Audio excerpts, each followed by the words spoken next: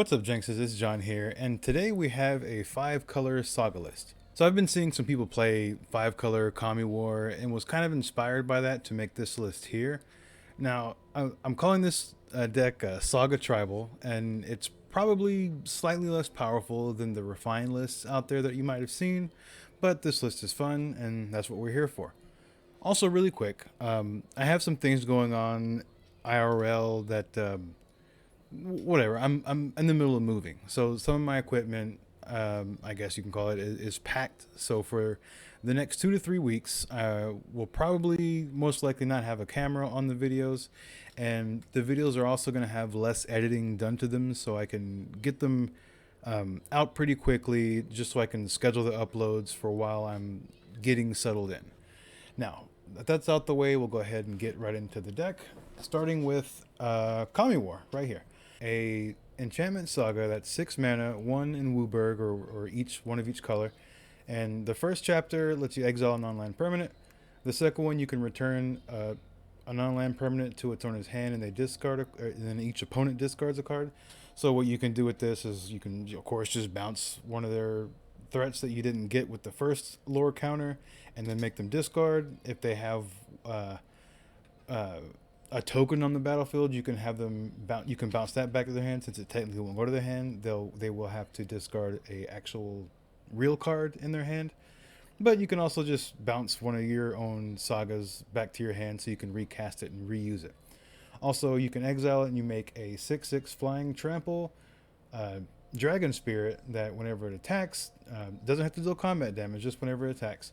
The opponent's going to have to choose an on-land card that's in your graveyard and put it back into your hand, and it's going to get +X+O until the end of turn, equal to that spell's mana value. So yeah, that's one of the main plans. Honestly, if I had extra, I would have a 4 of, but I just have the 2. So that's what we're going to be working with. Now that we've talked about Kami War, we're going to talk about the other cards that are helping us get to it and other strategies in the deck, starting off with Azusa's Mini Journeys, a 2-mana enchantment saga.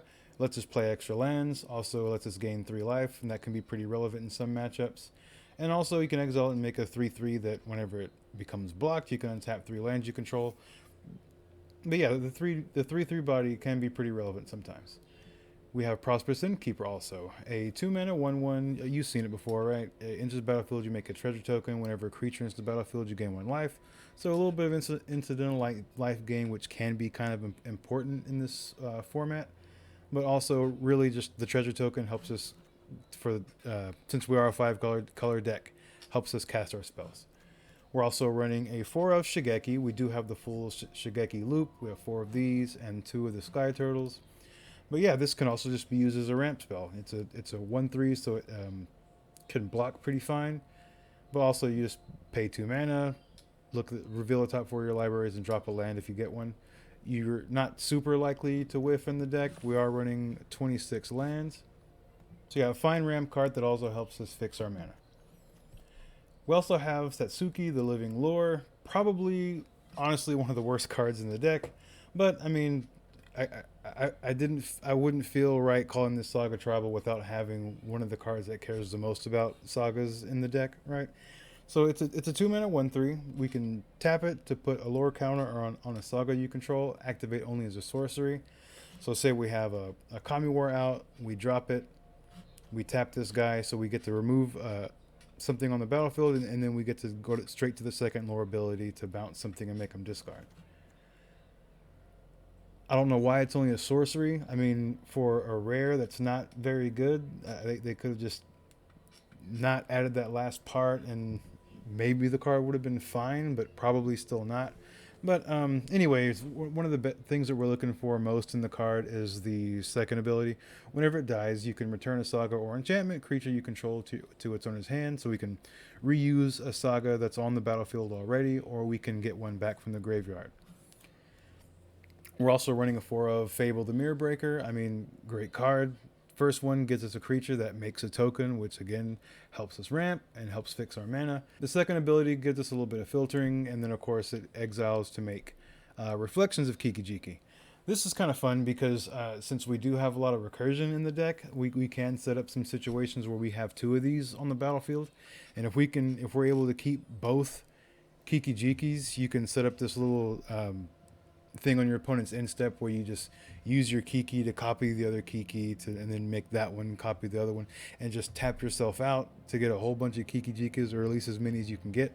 And then on your turn, since they only sacrifice it at the beginning of your next end step, you can do the same thing. Just make a whole bunch of Kiki Jikis, swing in, and maybe win the game that way. We're also running a 2-of Riveteer's Charm.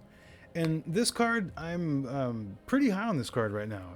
3 mana, Jund colors or Riveteer's colors, whatever you want to call it, and choose one. You can sacrifice or make opponent sacrifice a creature or planeswalker with the highest mana value among creatures and planeswalkers they control. So a fine removal spell, not great, honestly. The second ability, though, pretty decent card advantage.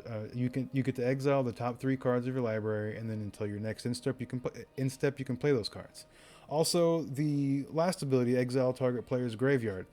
That's pretty relevant. I mean, people are running blitz cards like the Tenacious Underdog. People are running Arcane Bombardment, so just being able to just empty that graveyard before they can get anything under it, and then dealing with it later. Pretty big game. So now we're getting into, I guess, the late game, the more powerful things that the deck can do. So Binding of the Old Gods, a 4-mana Saga. You drop it, it's going to destroy something, a non-land permanent, right? And the second ability, we get to search a forest card. We are running the new Triomes here, so Binding of the Old Gods will grab those forests to help, again, fix our mana and also ramp us. The last one, creatures we control gain Death Touch. It's hardly ever relevant. And then in the 5-drop slot, so I have something I need to explain here. I would be running more Battle of Frost and Fires, but only have the one copy, and my rare wild cards are running a little bit low, so I didn't really, for this deck, want to, spin what I don't have, I guess, to add this card. But what it does, a 5-mana Saga enchantment deals 4 damage to each non-giant creature and each planeswalker. You're seeing that a lot with the removal we have. Also, I forgot, we are running 2 Thundering Rebuke, 4 damage to creature or planeswalker. This one, sacrifice creature or planeswalker, non-land permanent. I mean, we are in a planeswalker meta, so being able to hit them is pretty important. I think every deck, even if you are, just like we are here, just playing for fun, playing mostly non-meta stuff, that doesn't mean other people aren't. So I think it's pretty important to make sure you have planeswalker removal in every deck that you build. But anyways, the second one, we get to scry 3. The last one, if we cast a spell with mana cost 5 or greater, we can draw 2 and then discard. We're also running Burn Down the House. I mean, it does 5 damage to each creature and planeswalker. We can also create 3 devil tokens with haste that whenever they die, they can ping the opponent. So even if I did have the full playset of Battle of Frost and Fire, I think I would still run at least one Burn Down the House, because it does deal 1 extra damage, and that second mode can be relevant. And I think in a vacuum, it is the more powerful card out of the 2. But I think what I would do is probably run 3 of these and then just 1 Burn Down the House, just kind of switch it up if I had it that way. But it is what it is. And we've already talked about Kami War, and we kind of talked about Sky Turtle with the Shigeki combo. That's pretty much the only reason it's in here. If you are unfamiliar, you can channel Shigeki, so you pay 2 green and then X, and you get to return X target non-legendary cards from your graveyard to your hand. So you can do this on your opponent's end step and get a whole bunch of things back, but you do definitely want to make sure that one of those things is the Sky Turtle, because the Sky Turtle's channel ability is 3, discard it and return a card from your graveyard to your hand. Since Shigeki says non-legendary, your Shigeki can't not get other Shigekis, so you need this guy to get your Shigeki so you can keep the loop going. The other channel ability is you get to bounce a creature to its owner's hand. That can be relevant sometimes. But yeah, the best thing about this is, since channel is just discarding and then you get the effect, right? You're not actually casting the spell, so it gets around counter spells. That's one of the reasons it's so powerful. But yeah, that's pretty much the deck. As far as the mana base, I am running 1 of each basic, because I mentioned Arcane Bombardment earlier. there are some people that are playing land destruction and banking on. Since this is a multicolor meta, a lot of people aren't running very many basics, if at all any. So some of those destroy target non-basic land, search your library for a basic can get some people.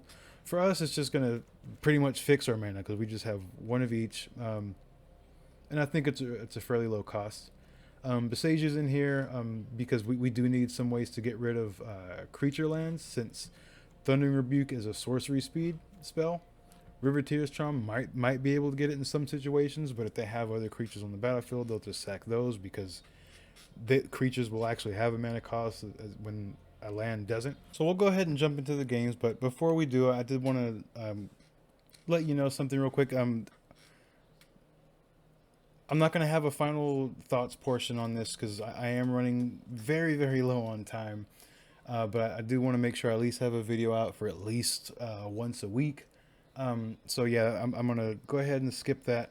I did already record the gameplay footage, so I can kind of give you a kind of a brief thing. I just don't want to spoil anything. But I have played this deck a lot, even outside of recording, and I've just been having an absolute blast with this deck. Because it's just I don't know. It's kind of it can be pretty grindy, so some of the matches can end up being pretty long. But it's so much fun just looping your sagas and being able to reuse them. If you need life gain, you can go grab that. If you need removal again, you can go grab that. If you need more card draw, you can go grab that. But yeah, I guess I can't really give away too much without, or I can't say too much without spoiling anything. But yeah, just enjoy the games, and please like the video. Please subscribe if you'd like. Also leave a comment if there's anything that you would want to add to this deck or any changes that you would make. Let me know. I would love to hear your thoughts and ideas. But with that out the way, let's go ahead and get into the games.